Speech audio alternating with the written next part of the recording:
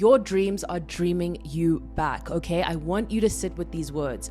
Often we think of this in the sense that the actual dream in the universe is dreaming of us. But I want to bring this from the individualistic space into the collective space where dreams originally were for our ancestors. As a species, we've been dreaming together, we've been visioning together. That is in our bodies, it's in our DNA, it's in our ancestral understandings and wisdom that we are here to collectively bring forth realities that don't currently exist, right? And also to just vision and dream together.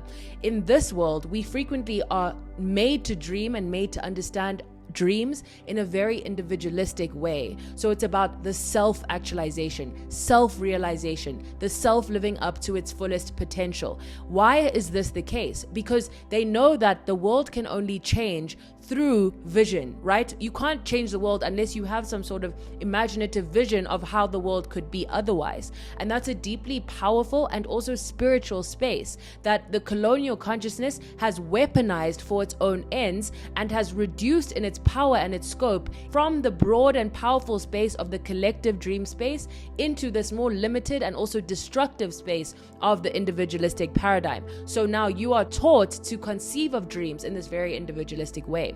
So when we think of your dreams dreaming you back, what I mean by this is really that if you dream of writing, there is someone who dreams of reading you. If you dream of singing, there's someone who dreams of listening to you. If you dream of being seen, there are people who dream of seeing and being seen through you. So our dreams in the collectivist realm are dreaming us back. If you dream of teaching, there are students who are dreaming of being taught by you. So that is how we then conceive of our dreams as this kind of vessel into how we are meant to be existing within the collective consciousness and to serve the collective well-being. So I'll give you an example for myself. I love and I dream of pouring my love into my podcast. I could conceive of this in a very individual way and be like, I think it is my purpose to have a podcast and I want to win awards and I want to be on the ranking list, and the ego can just run away with the dream. Or I could say, wow, I really feel called to, I really desire, I really dream of having a podcast. And what this may be an invitation into understanding is also that there are people who dream of being seen by the words that I have to speak. There are guests who dream of being interviewed in the way that I want to interview. So let's say there's some other author out there. Maybe she's South African. She wrote a book. She is looking for an audience for her book. If I develop my podcast, I can build the kind of platform that will be supportive to her. So therefore, a collectivist dream has been realized because in me living my purpose, I can therefore create a space for someone else to live theirs. And if me living my purpose is to be heard, then in my voice being heard, someone can feel like truly this resonance with me that activates them on their journey. So the question I would ask you to ask yourself is, if I become my fullest expression, if I honor this dream, who might be dreaming me back? Because we often think of this in a very one-sided way. We are like wrestling with why isn't this working? And we go through this process of desire, but we don't often really allow ourselves to really think who is desiring us. We've all felt that feeling in the bookstore, whatever, where we're like, wow, I wish there were more stories that resonated with me. When we're watching TV shows, I don't feel like seen by the show. I wish there was a show that spoke to me. So in that expression of discontent, it's like I'm dreaming of the kind of creator who's going to create Insecure, or who's going to create something that deeply speaks to my identity. So that's what I mean. We are all audiences and we are creators. So we are all people who are opening ourselves up to consume and to receive the art of other people, which means that we are dreaming of the kind of art that speaks to us. And so as artists, we need to be able to understand both of these things, that there are people who dream of our art. They dream of being seen by our words, or felt by our sound, or listened to by our creation. Whatever it is, they want to be received by us. And so I wonder, if you become your fullest expansion, who will expand through you? In what way is the collective dreaming through you, rather than you just dreaming for yourself? Think about it. If you really think about it, you can understand that your favorite singer, they've changed you. Even if you didn't know to really crave a director or an artist or a writer or a teacher exactly as you had. Now that you've experienced them, they were what you needed. So on some subconscious level, it's almost as though you were dreaming of their kind of music, their kind of art. So for example, you're looking for a song, you finally find the song that resonates with you. So in a sense, their devotion to seeing that dream through allowed you to realize your dream of being seen through their music. That's what I mean. So when we take this approach, I think it also shifts the way we relate to our dreams. Rather than the pressure and the self-obsession and the self-actualization and this focus on how we can become our best selves, we start to say, whoa, okay, what if I'm meant to be doing this? What if I feel called to be doing this? Because other people are trying to express themselves and their desires through my desire.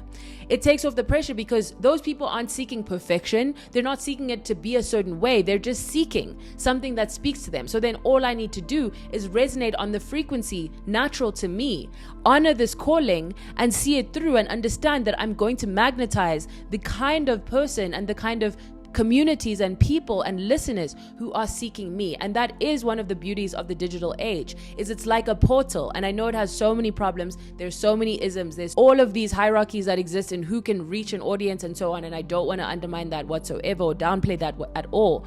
But what I do mean is in this world, it's just much easier for our voices to pierce through and find potential listeners and potential readers and potential resonators, like people who will resonate with us.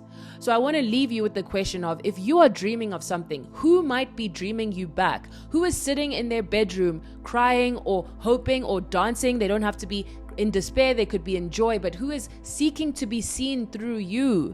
Because then it becomes this thing where you are just a representative of the frequency that is natural to you already, of the calling that is natural to you already, of the energy that is natural to you already. So again, if you seek to write poetry, there are readers seeking to read your poems and be felt and seen and feel themselves through your poems. I've read poems that shifted my entire relationship to reality.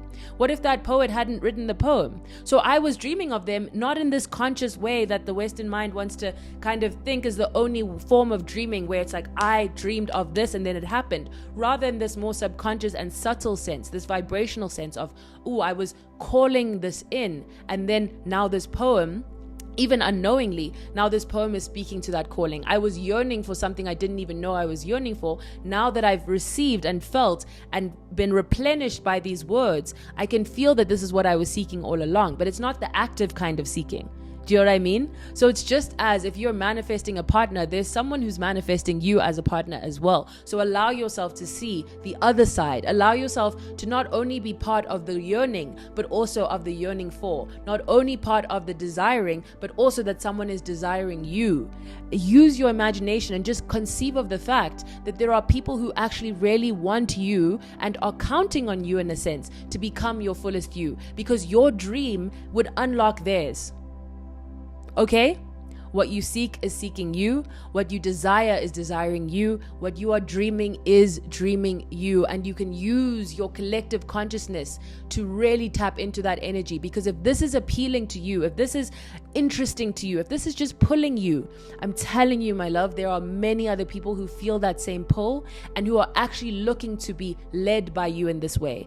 And led in the beautiful spiritual sense that we are all seeking sometimes to just surrender to someone's consciousness or their art form or their perspective. That feeling of, whoa, okay, I found the resonance and now I'm ready to sit back and receive. I'm ready to be in the world that this artist created, that this director created, that this writer created, because I'm already feeling that sense of resonance and trust, so I'm ready to surrender. Who wants to surrender to you in the most beautiful way? In the Western mind, again, surrender is seen as submission, which is seen as negative. Power and dominance are seen as good things, and so control is seen as a good thing. And so this idea of surrender can feel uncomfortable in a consciousness shaped in many ways by coloniality and by the Western way of thinking. But really, surrender is a beautiful process, so long as it's, of course, this voluntary process that we are undergoing in service of our own deepest consciousness, in service of love, in service of each other, and in service of the collective. I love you so dearly. I'm wishing you all the best. Please do subscribe and follow and stay in touch with my consciousness if it speaks to yours, which if you are here, it definitely does. Thank you for being on this journey of life and unfolding and deepening our consciousness together. I love this journey of life. I love wisdom. If you are listening listening to this or watching, I bet that you love wisdom as well. I'm on a lifelong journey to become more and more wise in that incompletable way, in that profound way, in that sublime way. So if that resonates with you, stick around, because it's going to be a journey, okay? It already is. And I love unfolding with you and with us, okay? I love you so dearly. I will see you on the next episode. Bye. I hope some paradigms have been shifted for you in today's conversation. As always, if you can, please leave a 5-star rating on Apple and Spotify. Like, comment, subscribe. I love you so, so much. Okay?